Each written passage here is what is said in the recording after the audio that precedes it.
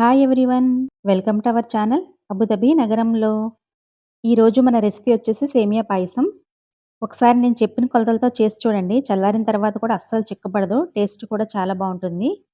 దీనికోసం ముందుగా stove on చేసి గిన్నెలో 1 టేబుల్ స్పూన్ నెయ్యి వేడి చేసుకోవాలి. నెయ్యి వేడైన తర్వాత కొంచెం జీడిపప్పు వేసి వేయించుకోవాలి.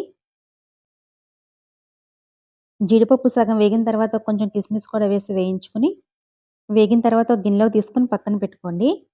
ఇప్పుడు ఇదే నెయ్యిలో 1 కప్పు సేమియా వేసి వేయించుకోవాలి. లో ఫ్లేమ్‌లో కలుపుకుంటూ మంచి గోల్డెన్ బ్రౌన్ కలర్‌కొచ్చే వరకు వేయించుకోవాలి. ఈ కలర్ వచ్చే వరకు వేయించుకున్న తర్వాత గిన్నెలోకి గాని, ప్లేట్‌లోకి గాని తీసుకొని పక్కన పెట్టుకోండి. ఇప్పుడు ఇదే గిన్నెలో మనం సేమియా తీసుకున్నాం కదా! అదే కప్పుతో 2 కప్పుల నీళ్లు, 2 కప్పులు పాలు వేసుకోవాలి. పాలు ఇలా ఒక పొంగొచ్చే వరకు మరిగించుకున్న తర్వాత మనం వేయించుకున్న సేమియా వేసుకోవాలి.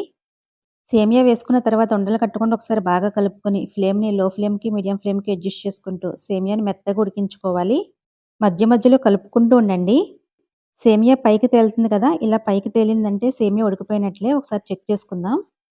సేమియా ఉడికిపోయిందండి. ఇలా సాఫ్ట్‌గా ఉడికిన తర్వాత పంచదార వేసుకోవాలి. సేమియా తీసుకున్న కప్పుతోని ముప్పావు కప్పు పంచదార వేస్తున్నానండి. స్వీట్ కొంచెం తక్కువ తినేవాళ్ళు తగ్గించి వేసుకోండి. ఒకసారి కలుపుకొని లో ఫ్లేమ్‌లో ఒక 5 నిమిషాలు ఉడికించుకోవాలి. 5 నిమిషాలు ఉడికించుకున్న తర్వాత కాచి చల్లార్చిన పాలని ఇంకొక 2 కప్పులు వేస్తున్నానండి. ఇలా లాస్ట్‌లో వేసుకోవడం వల్ల పాయసం చల్లారిన తర్వాత కూడా చిక్కపడకుండా ఉంటుంది. ఒకసారి కలుపుకొని ఇప్పుడు ఇందులో 4 యాలకులను దంచి వేసుకోవాలి.